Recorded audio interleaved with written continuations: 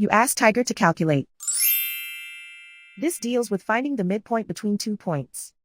The midpoint between the 2 points is negative 26.5, 8.5. Let's solve it step by step. Plot the 2 points and calculate the midpoint using the formula. The coordinates of point 1 are, x1 equals negative 84, y1 equals 67.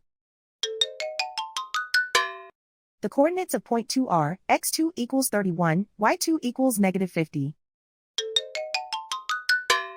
PM represents the midpoint of the 2 points.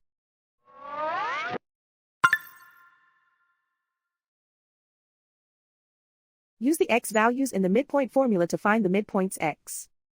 x1 equals negative 84. x2 equals 31.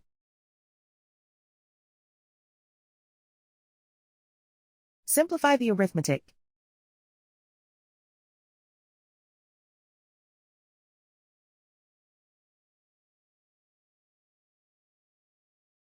Use the y values in the midpoint formula to find the midpoints y.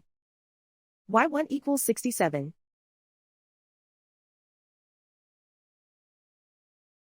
y2 equals negative 50. Simplify the arithmetic.